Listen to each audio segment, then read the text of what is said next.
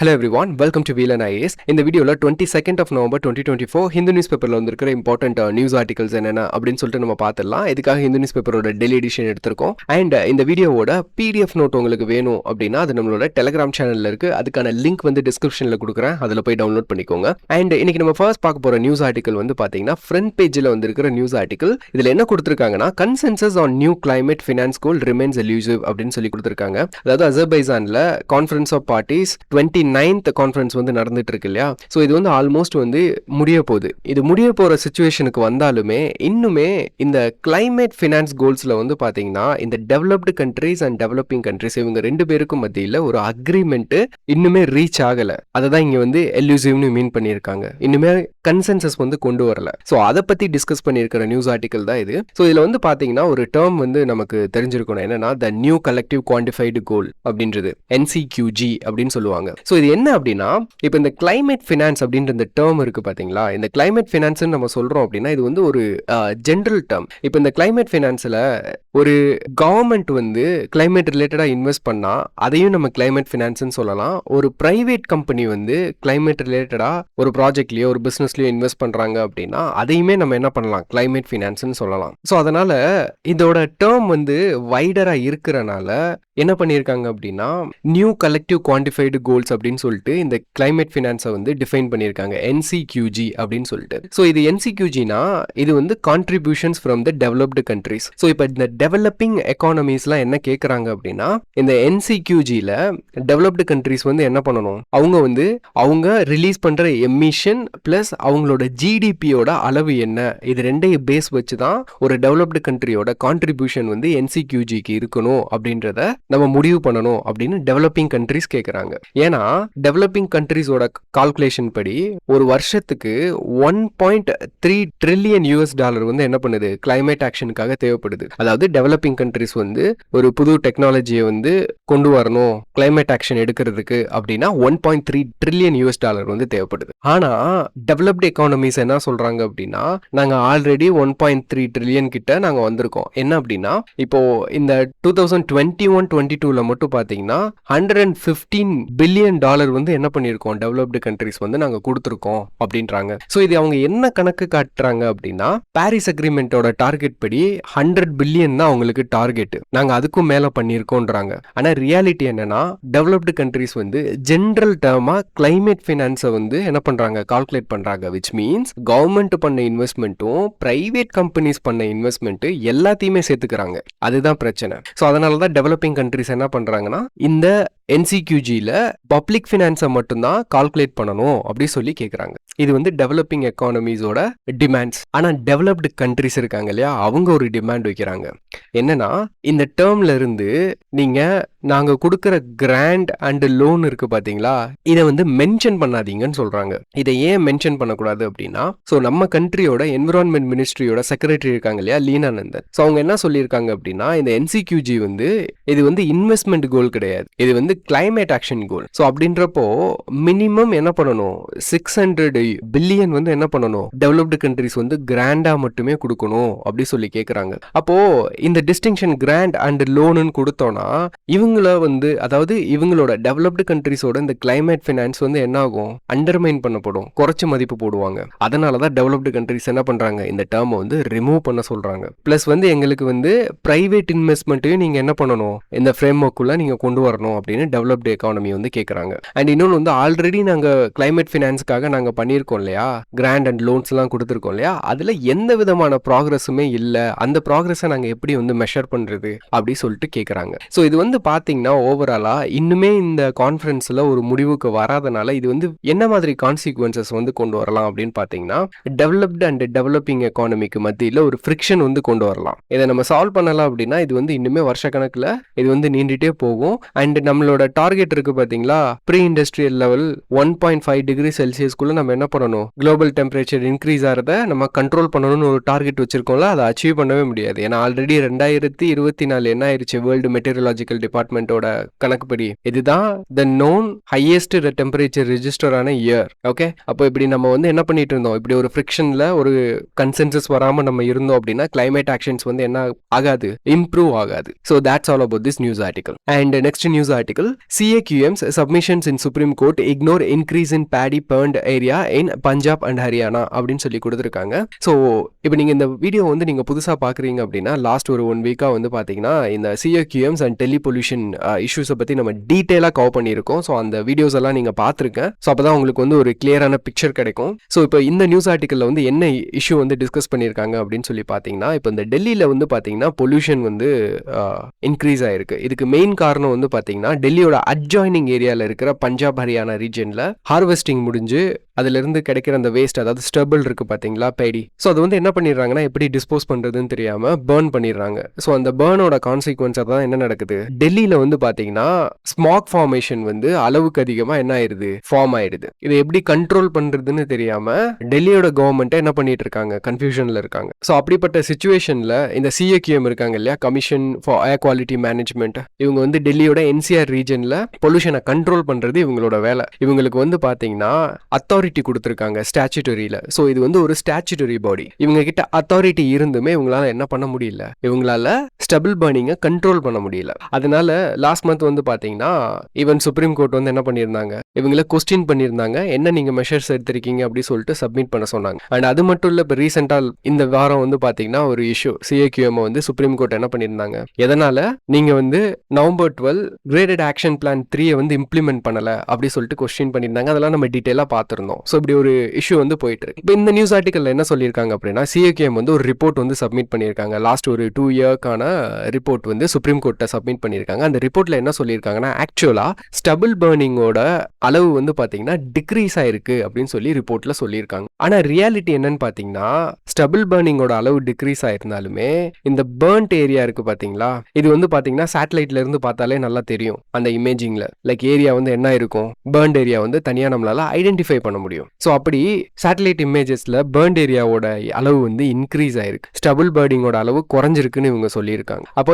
எதனால இது அப்படின்னு சொல்லி பார்த்தீங்கன்னா, ஒன்று வந்து இந்த ஸ்டபிள் பர்னிங்கை மானிட்டர் பண்றதுக்கு நம்ம சேட்டலைட்ஸை தான் யூஸ் பண்றோம். இமேஜ் சென்சிங் மூலியமா தான் மானிட்டர் பண்றோம். இந்த சேட்டலைட் வந்து ஆல்ரெடி சுப்ரீம் கோர்ட் என்ன பண்ணியிருந்தாங்க, ஜியோ ஸ்டேஷனரி சேட்டலைட்ஸை யூஸ் பண்ணி என்ன பண்ணுங்க, மானிட்டர் பண்ணுங்கன்னு சொல்லியிருந்தாங்க. Jio synchronous and polar satellites எல்லாம் நீங்க என்ன பண்ணாதீங்க, யூஸ் பண்ணாதீங்கன்னு சொல்லியிருந்தாங்க. ஏன்னா அது ஒரு பர்டிகுலர் டைமுக்கு தான் என்ன பண்ணும், ஒரு பிளேஸ்க்கு மேல வந்து வரும். அப்போ ஃபார்மர்ஸ்க்கு வந்து இந்த சேட்டலைட்ஸ் வந்து எப்போ வருது அப்படின்ற டைமிங்கை வந்து தெரிஞ்சு வச்சிருக்காங்க. அந்த இன்ஃபர்மேஷன் வந்து அவங்க கிட்ட இருக்கு. அதனால அந்த சேட்டலைட் வந்து பாஸ் ஆனதுக்கு அப்புறம் என்ன பண்ணிடுறாங்க, பர்ன் பண்ணிடுறாங்க. இந்த டிஸ்கிரிப்பன்சி இருக்கு பாத்தீங்களா, இது வந்து எப்படி தெரிய வருது அப்படின்னா, இந்தியன் அக்ரிகல்ச்சர் ரிசோர்ஸ் இன்ஸ்டிடியூட் வந்து என்ன பண்ணியிருக்காங்க அப்படின்னா, அவங்க டிஃப்ரெண்ட் சேட்டலைட்டோட இமேஜஸை வந்து அவங்க ரிசர்ச் பண்ணதுல அவங்க என்ன கண்டுபிடிச்சிருக்காங்கன்னா, இந்த பர்ன்ட் ஏரியா வந்து இன்க்ரீஸ் ஆயிருக்கு. அது போக ஹரியானா கவர்மெண்ட் கூட அதே சேம் திங் வந்து இன்ஃபார்ம் பண்ணியிருக்காங்க, பர்ன்ட் ஏரியா வந்து ஆக்சுவலா இன்க்ரீஸ் ஆயிருக்கு அப்படின்னு. ஆனா எப்படி இந்த CAQM வந்து ஸ்டபிள் பர்னிங் வந்து டிக்ரீஸ் ஆயிருக்குன்னு சொல்லலாம் அப்படின்னு பாத்தீங்கன்னா,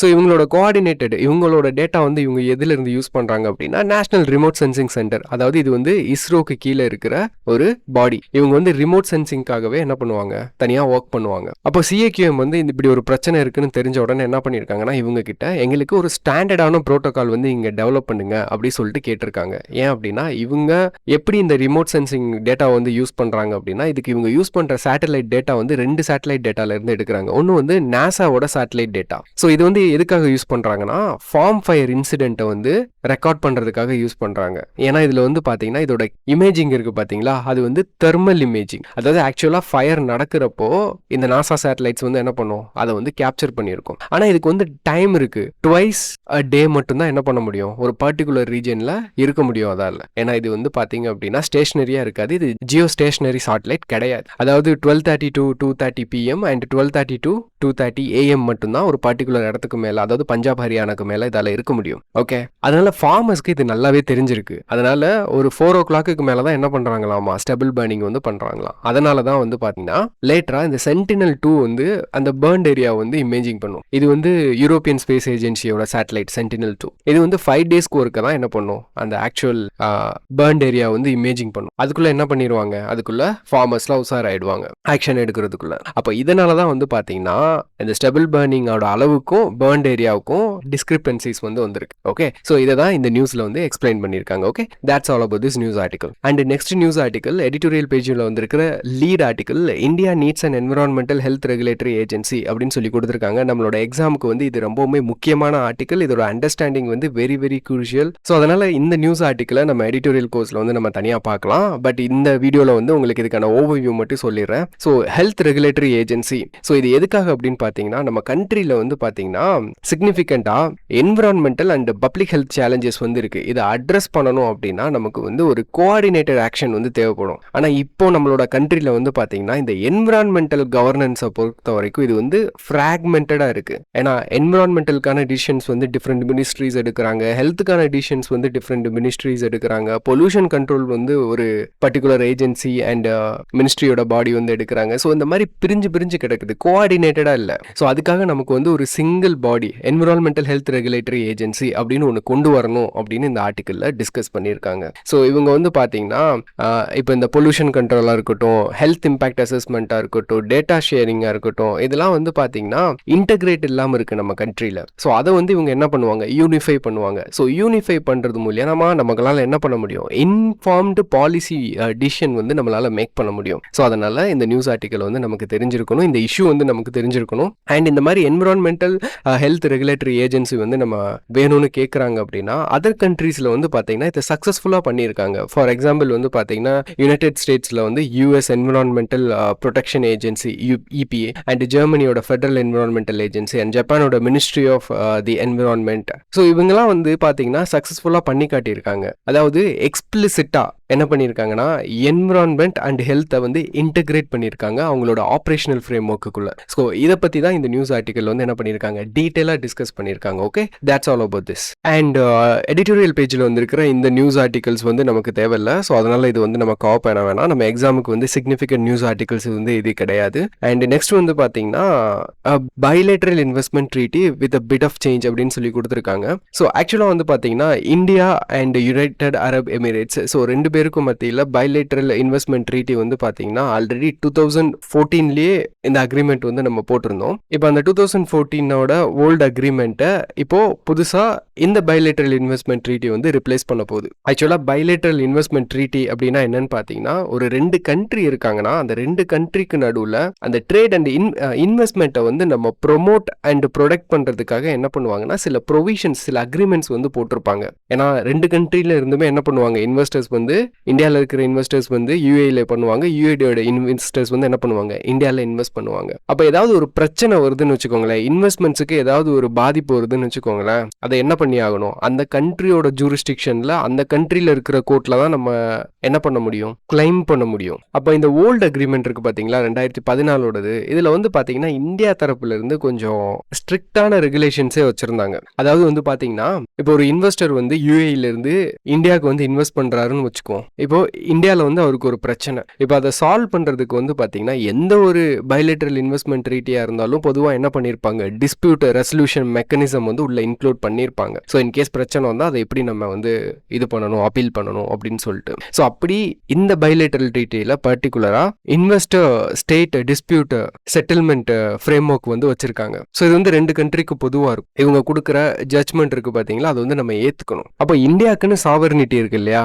என்ன. ஸோ அதனால என்ன பண்ணுறாங்கன்னா 2014 இந்த அக்ரிமெண்ட் போட்டாங்க இல்லையா, இதுக்கப்புறம் வந்து பார்த்தீங்கன்னா இந்தியாவில் வந்து இந்த டிஸ்பியூட், இந்தியாவில் யூஏஇலேருந்து வந்து இன்வெஸ்ட் பண்ணுறவங்க நிறைய பேர் என்ன பண்ணாங்க, இந்த டிஸ்பியூட்டை வந்து அதிகமாக ISDSக்கு வந்து எடுத்துகிட்டு போக ஆரம்பிச்சாங்க. இதனால கேசஸ் வந்து அதிகமாக ஆக ஆரம்பிச்சது. அப்போ டக்குன்னு இந்தியா வந்து என்ன பண்ணுறாங்கன்னா 2015 சில டேர்ம்ஸை வந்து மாற்றுறாங்க இந்த பைலேட்டரல் இன்வெஸ்ட்மெண்ட் ட்ரீட்டியில். அதாவது என்ன டேர்ம் வந்து கொண்டு வர்றாங்க அப்படின்னு பார்த்தீங்கன்னா, இப்போ ஒரு இஷ்யூ வருதுன்னா நீங்கள் டைரெக்டாக என்ன பண்ண முடியாது, ISDSஐ வந்து நீங்கள் அப்ரோச் பண்ணக்கூடாது. ஒரு இன்வெஸ்டர், ஃபாரின் இன்வெஸ்டர், அதாவது பர்டிகுலராக யூஏஇலேருந்து வந்த இன்வெஸ்டர், அவர் ஃபர்ஸ்ட் இந்த டொமெஸ்டிக்காக இந்தியாவில் இருக்கிற லோக்கல் கோர்ட்ஸ் இருக்கு பார்த்தீங்களா, இங்கே தான் வந்து என்ன பண்ணணும், லிட்டிகேட் பண்ணணும். மினிமம் 5 இயர்ஸ்க்கு என்ன பண்ணணும், நீங்கள் இங்கே தான் பண்ணணும். அதுக்கப்புறம் 5 இயர்ஸ்க்குள்ள அந்த கேஸ்க்குள்ள ஒரு முடிவுக்கு வரலன்னா தான் நீங்கள் என்ன பண்ணணும், ISDSக்கு எடுத்துகிட்டு போகணும் அப்படின்னு ஒரு ரெக்யர்மெண்ட் வைக்கிறாங்க. அண்ட் அதுக்கப்புறம் வந்து பார்த்தீங்கன்னா இந்த tax related matter and most favoured nation, இந்த ரெண்டுத்துக்கான டிஸ்பியூட்டை வந்து நீங்கள் என்ன பண்ண முடியாது, லிட்டிகேட்டே பண்ண முடியாது. ஈவன் ISDS ஐஎஸ்டிஎஸ்க்கும் கொண்டு போக முடியாது. ஸோ இப்படி இந்த மாதிரி ப்ரொவிஷன் சேஞ்ச் கொண்டு வந்தனால